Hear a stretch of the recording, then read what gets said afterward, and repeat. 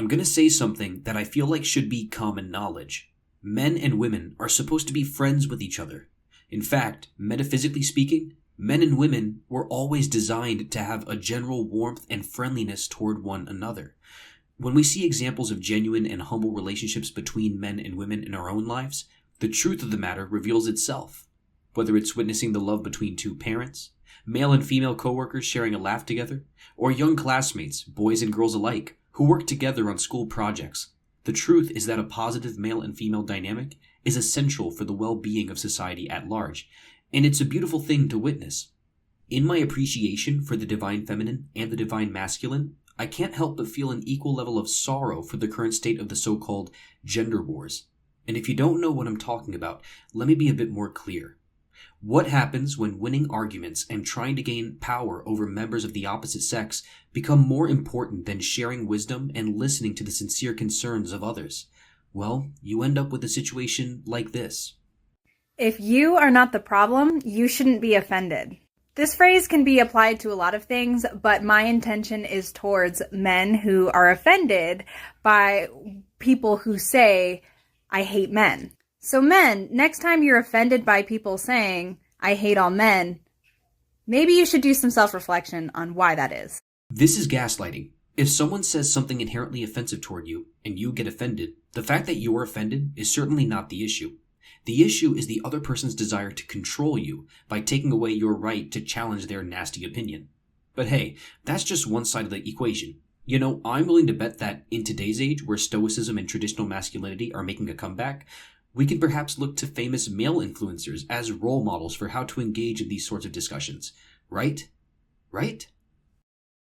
Like the guy's game is, can I attain the girl? The girl's game is, can I retain the guy after I fuck him? And if you were to ask a lot of modern day women, they can't retain these dudes. That's why a lot of them are chronically single. Guys ain't shit, blah, blah, blah. Is because their retention value sucks, because they come in from the perspective of, let me get what I can. I'm going to come in as a liability versus being an asset. A lot of girls are liabilities, if I want to be honest. So we have, that's I think one I of did the this with calculators. Rolo. We've done this before. But we have our own. That's the old one. Gotcha. We have a new updated one. Oh God, it's that bad.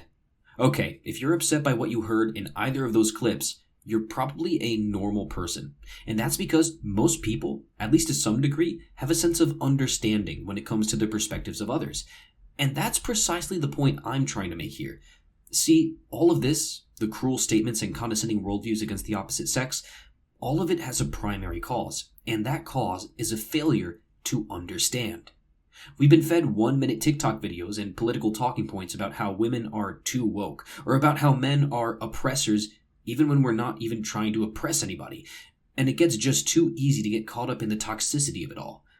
And because of all this, understanding is usually considered to be an act of weakness. But this is the opposite of the truth. Plato teaches us that understanding is not a weakness, but a strength. It takes emotional maturity and a sense of perspective to consider that one's own view might be incomplete, or that one might be so focused on claiming victory over others that they're willing to ignore the possibility of genuine resolution. Without understanding, what we are left with is the desire for power. Power to make others feel trapped so that we can finally claim victory in an argument. Power to prove that we were the ones who were right all along. Unfortunately, by lusting after power, we are left powerless.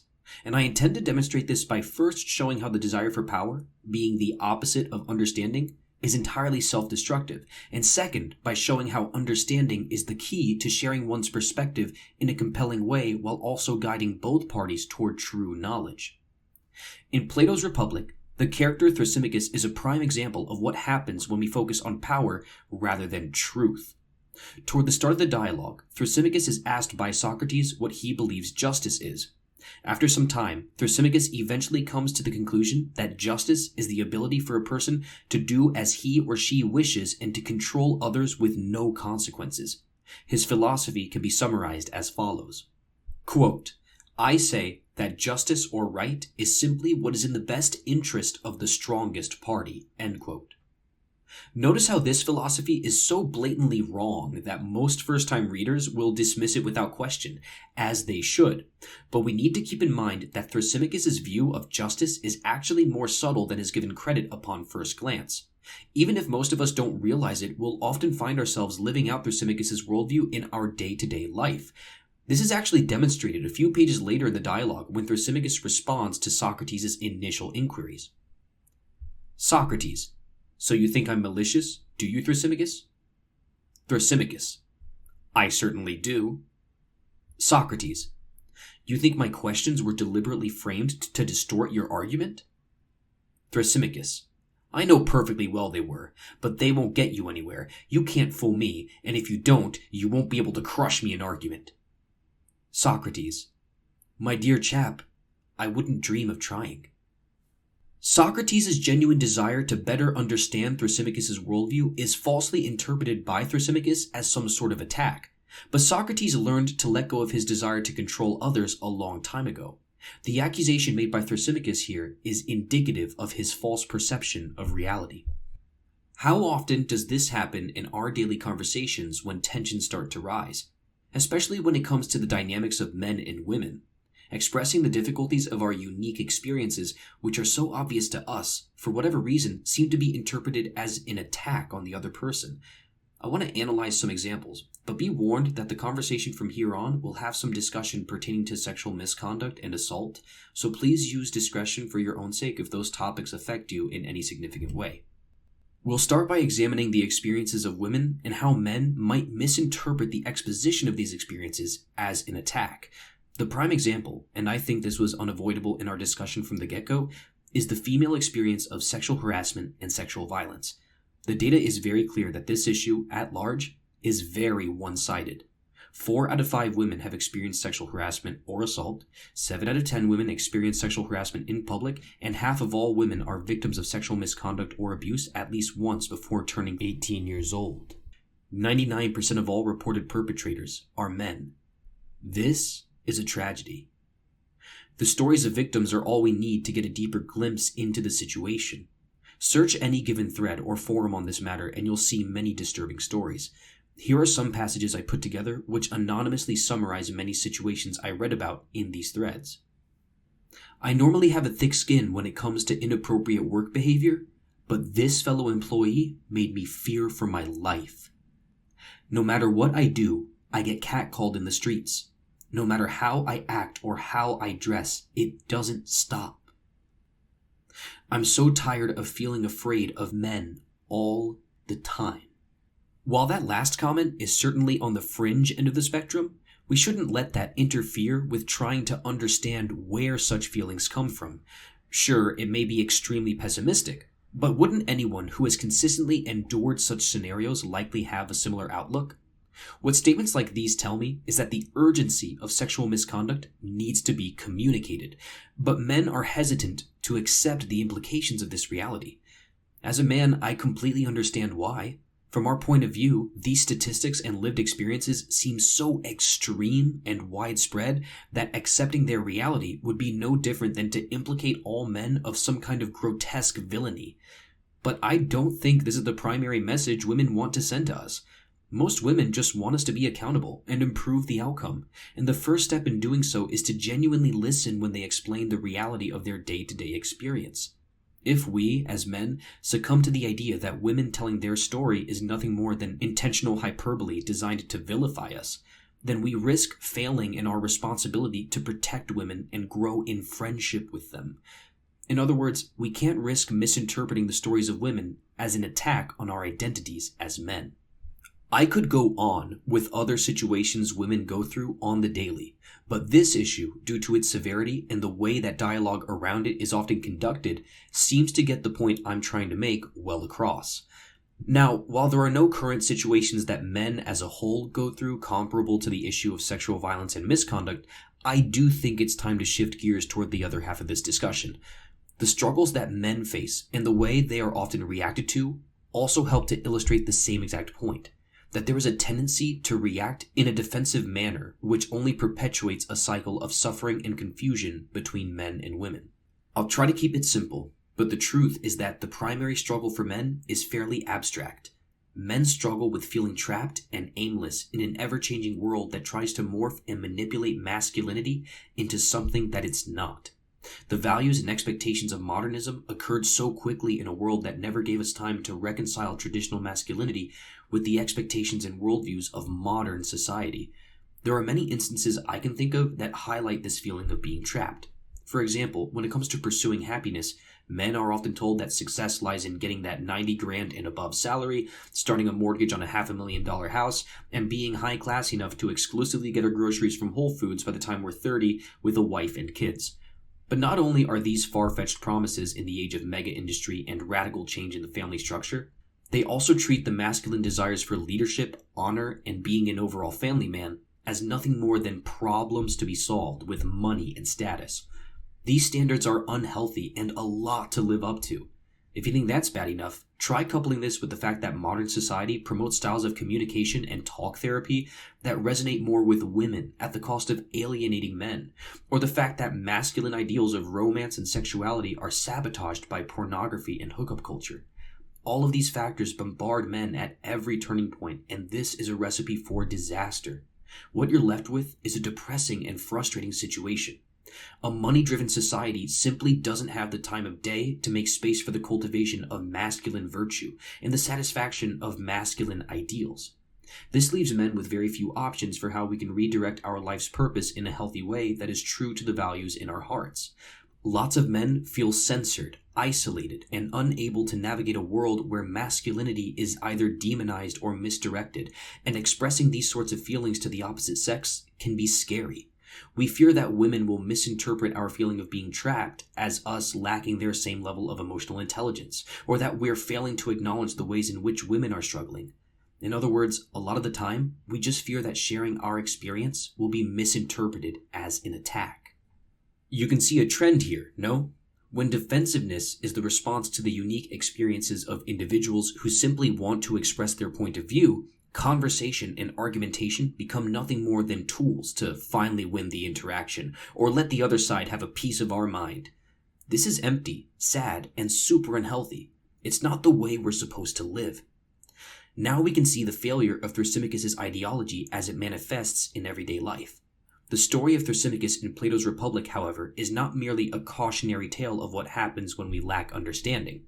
Rather, the dialogue's primary message is that understanding guides the soul toward genuine knowledge.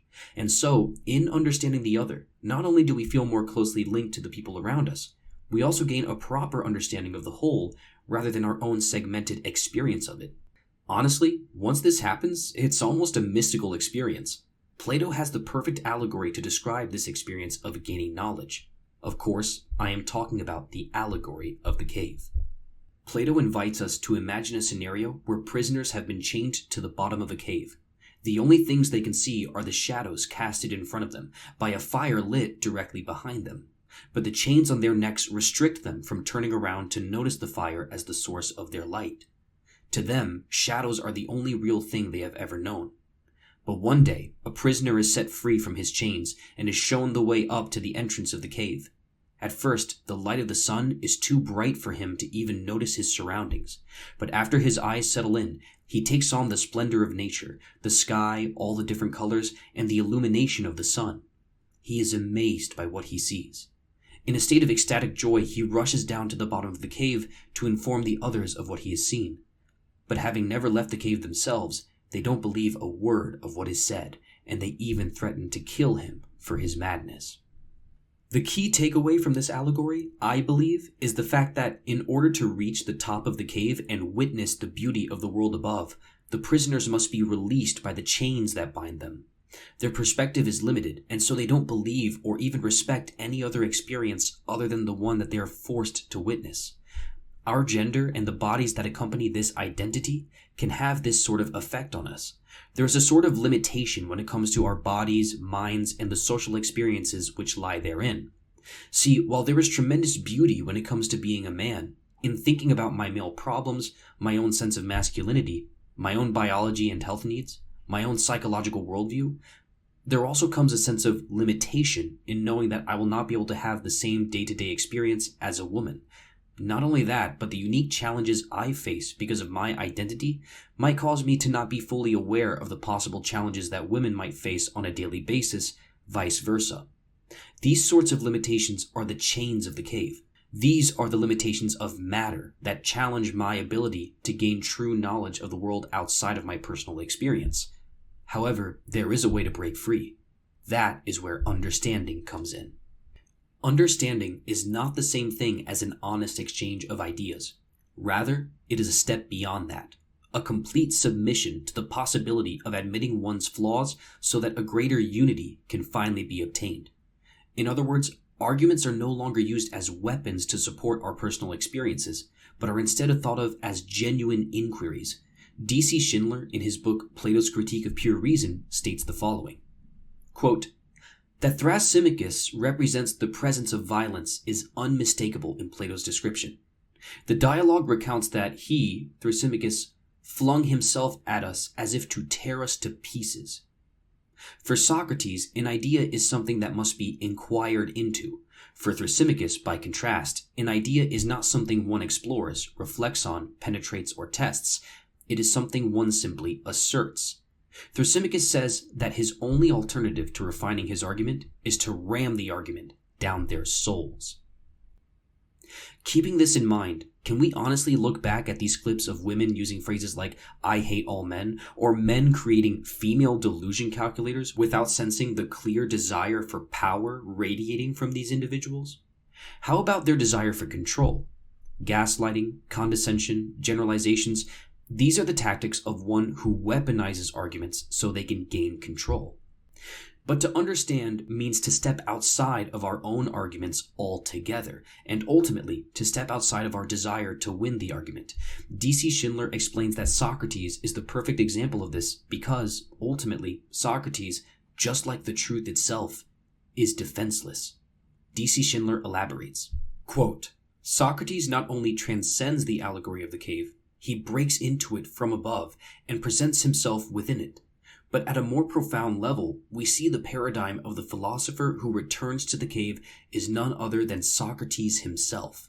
Socrates also alludes to the idea that the one who comes to free the other prisoners would be killed if those others were able to get their hands on him." End quote. And finally, Schindler brings us to a final conclusion on how and why to practice and maintain understanding by perfectly encapsulating the kind of man Socrates is. Quote, "It turns out that this renunciation of one's own best good in fact results in a greater fulfillment than one would have otherwise possessed." This is the example of Socrates. When we take a moment to fully let go of the possibility of getting our point across or educating those who are ignorant, we are able to receive something more gratifying than a sense of power or victory. What we receive is unity by way of understanding. It truly is possible to escape the chains that bind us. I, as a man, can never be completely isolated from the experiences of women either, and I come to realize that in accepting whatever grains of truth I open myself up to the women in my life, the more enriching and mutually empowering those relationships come to be.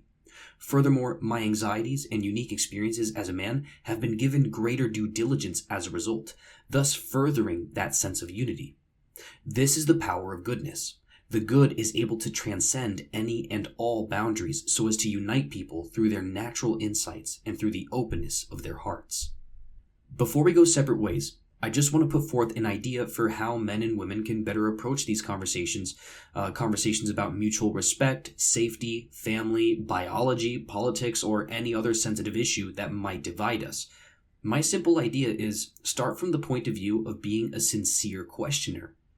Not one who uses questions as a weapon to disarm the opponent or make them look silly, but rather as a means to unveil a hidden truth that might be surprising to the both of you. I feel as though if most conversations start there, then the end results might just be a little bit better. And so, I hope you can take something of value from this video. I'll leave you with one of my favorite passages from the Chaldean oracles, as I think it's relevant for today's topic. "Believe thyself to be out of body, and thou art. Even our ills sprout in us by our own will, for they are born from the nature of the life we lead." Walk with me.